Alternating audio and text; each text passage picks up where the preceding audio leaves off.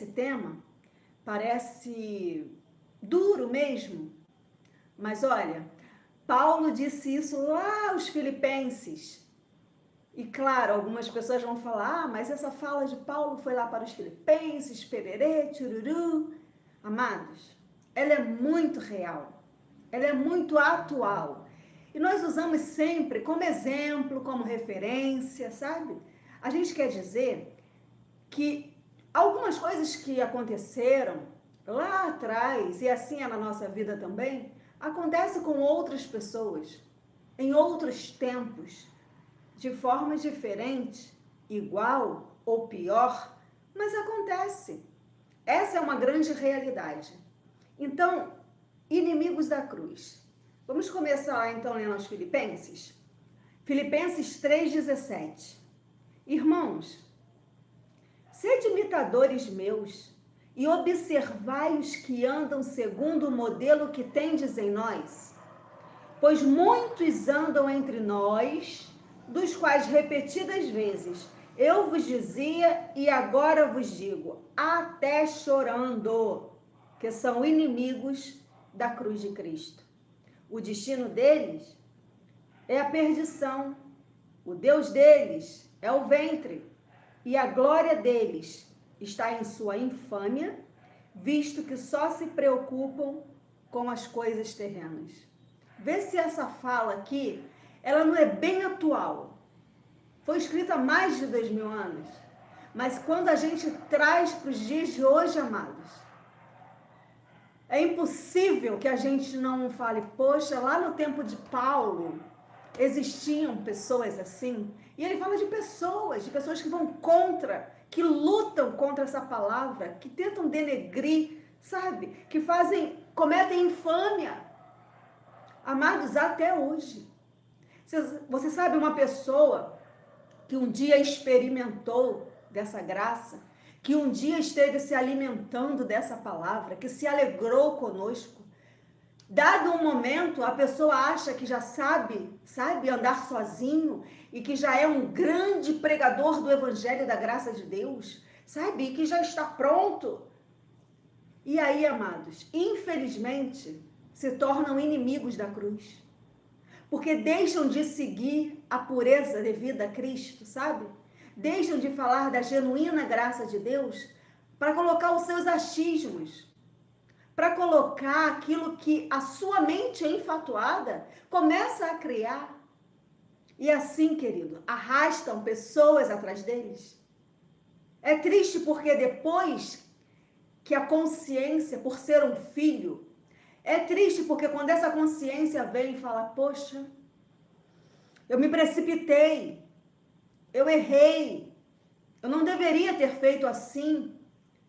Eles não têm nem a hombridade de reconhecer os seus erros, de voltar atrás, de falar, não, eu sempre fiz parte desse corpo, eu sou membro desse corpo, porque esse é um corpo perfeito de Cristo Jesus. É com pesar que a gente fala a respeito disso, porque nós devemos ter humildade para reconhecer quando nós vamos por um caminho diferente, o caminho que nós escolhemos. E nós sabemos que quando somos nós que escolhemos os nossos caminhos, quando a gente não faz aquilo, ó, sede meus imitadores, olhe para nós, andem segundo o modelo que tendes em nós. Não que sejamos melhores, amados, não que sejamos superiores, imagina, superior e melhor é a graça de Deus que habita em nós. É a verdade que o Espírito Santo fala por meio das nossas vidas. Não produzimos nada, recebemos do alto. É Ele que nos dá todo o entendimento e sabedoria. Então, quando eu chego para o meu irmão e admito, cara, você está certo, Cristo deu a ti a revelação, está em você a maneira correta de anunciar o Evangelho. Eu achei que podia, mas as minhas forças não me levaram a tanto. E hoje eu estou regressando, hoje eu estou de volta. Eu vejo que em ti há um modelo a ser seguido. Eu vejo que tu és verdadeiramente uma mulher, um homem de Deus. Então, amado, por um tempo as pessoas vão se tornando inimigas da cruz, vão desfazendo essa obra maravilhosa com o seu proceder, com as suas falas, sabe, desmentindo os outros, maculando o evangelho na vida do outro. Amados, cada um de nós alcançamos um entendimento, amém? Glórias a Deus. Mas nós temos que saber o tempo de sobriedade, sabe? A gente não pode sair aí como loucos, desvairados, achando que somos detentores da verdade, que a graça só foi revelada a mim. Sabe? Eu vejo, infelizmente, a internet se tornou um palco, um circo, onde todo mundo sai falando tudo o que quer, usam o seu entendimento, aplicam coisas que não é verdadeiramente a graça de Deus. E nós vamos falar daqui a pouco sobre isso. Sabe? Vão introduzindo uma falsa graça, uma graça maquiada. Isso pode, isso não pode? Não, porque naquele tempo era assim, mas hoje não é mais. Amados, nós temos que estar atentos a essas pessoas. A essas pessoas que Paulo disse que está entre nós. Sabe? Ele falou, olha, entre nós que estão essas pessoas que são inimigas da cruz. Porque elas estão começando a disseminar historinhas e pensamentos próprios que não é do Espírito.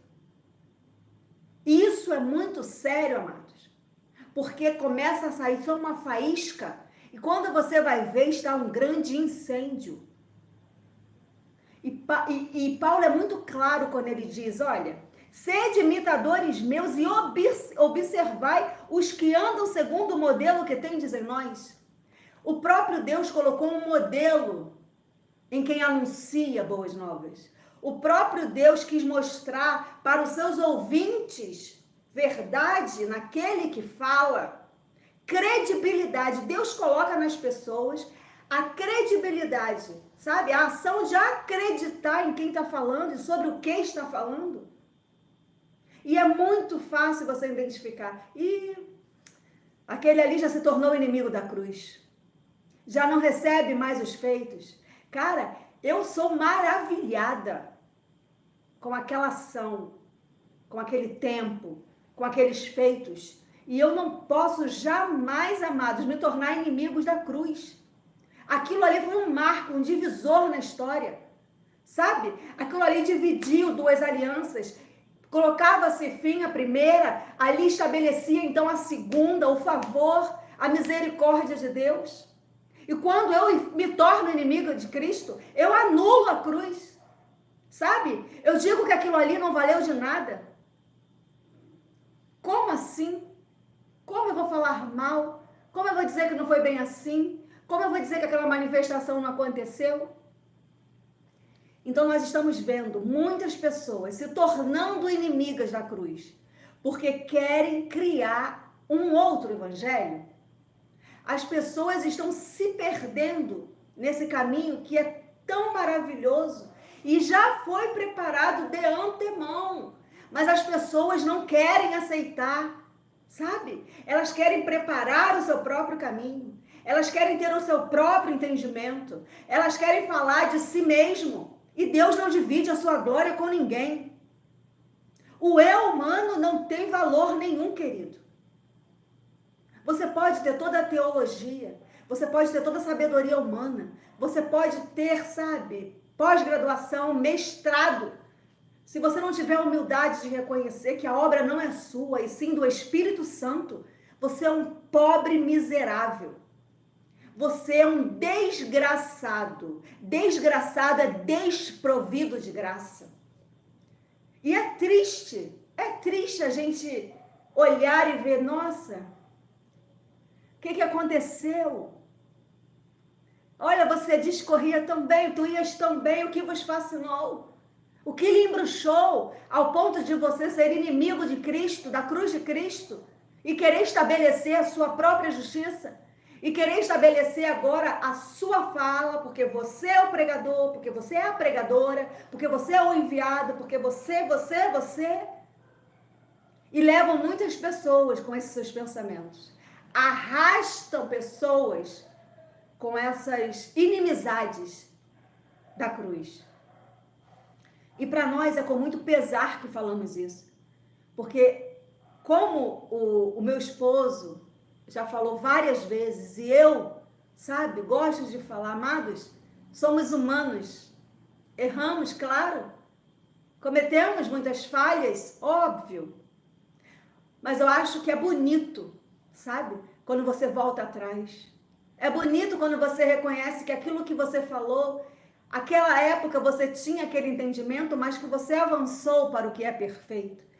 O próprio Deus deu crescimento e hoje você, com a sua maturidade espiritual bem estabelecida nessa graça, você consegue falar, então, eu era menino, eu fazia, eu andava, eu tinha atitudes de menino, mas hoje o próprio Deus amadureceu o meu pensamento. O próprio Deus me quis revelar essa graça. Porque é verdade que no tempo de Paulo a graça de Deus foi revelada a ele. Uau, glórias a Deus. Que caminhada linda, sabe? Anunciante, mensageiro de Deus. Mas agora, amados, é dada a nós essa missão. Nós temos limitações na carne, daqui a pouco Geraldo Moraes, Jaqueline Moraes, Lili Santos, Aldinete Pinheiro, sabe, a Renata Romão, já não vão estar aqui para anunciar mais. Terá fim. E aí? O próprio Deus dará capacidade, o próprio Deus dará discernimento, o próprio Deus dará crescimento para que outros e outros e outros venham anunciando a graça de Deus. E isso não está em nós. A graça de Deus não é minha, não é sua. A graça de Deus pertence a Cristo Jesus. E Ele a dá a quem lhe apraz. E nós temos que ter essa consciência. Eu não posso tirar essa glória de Deus e colocar em mim. Porque eu não posso arrastar pessoas atrás do meu entendimento, daquilo que eu acho. As pessoas têm que ver credibilidade. As pessoas têm que falar, caramba, eu reconheço que em Cristo aquela pessoa foi levantada. Mas por falar a verdade, por ver o modelo a seguir, por ver que uma conduta está de acordo com o Evangelho da graça de Deus. Eu louvo a Deus, sabe? Por esse corpo aqui bem ajustado. Porque quando a gente fala, vocês recebem. Vocês veem verdade. E nós não fazemos isso, não falamos isso para a glória nossa. Porque honra e glória só pertencem a Jesus. Ele é o único merecedor de toda adoração e da nossa gratidão, amados. Passamos por tantas coisas e por tantas adversidades, mas nós sabemos em quem temos crido e sabemos que o nosso Deus, ele permanece fiel para sempre. A palavra dele não volta vazia, querido. Ela cumpre o propósito para o qual foi designada. Tudo que Deus determinou, assim se efetuará. Na minha vida, na tua vida, na vida daqueles que estão se tornando e que estão levando pessoas a se tornarem inimigas da cruz. Nós não. Nós somos apaixonados por Jesus, sabe? Nós respiramos a Cristo. E por isso, muitas das vezes, nós somos julgados de uma forma má, de uma forma injusta. Mas eu dizia ontem, e já venho dizendo há um tempo, amado, essa fala, não julgue para que não sejais julgado. Não julgue, não julgue. Isso tem me trago algumas reflexões. Amados, você sabe que o julgamento, ele faz parte da nossa vida? O julgamento é nós. E isso não quer dizer que é ruim. Eu conheço uma pessoa a partir do que eu julgo a respeito dessa pessoa. É assim com você. É porque quando as pessoas falam assim, não julgue, as pessoas sempre colocam isso de um lado negativo. E esse julgamento, amado, faz parte do ser humano, sabe? Eu conheço que aquela pessoa é uma boa mãe, que é um bom pai, que é um bom chefe de família, que aquele menino é um filho legal, que aquela menina é um filho legal a partir de um pré-julgamento.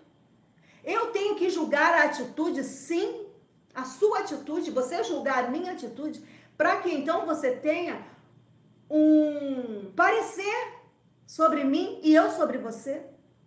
Não existe esse negócio de não julgar. Nós somos julgados diariamente, sabe? E é assim que se estabelece o conhecer ao outro, é a partir de julgamentos. Isso, como eu disse, não é negativo. Não tem que ser negativo.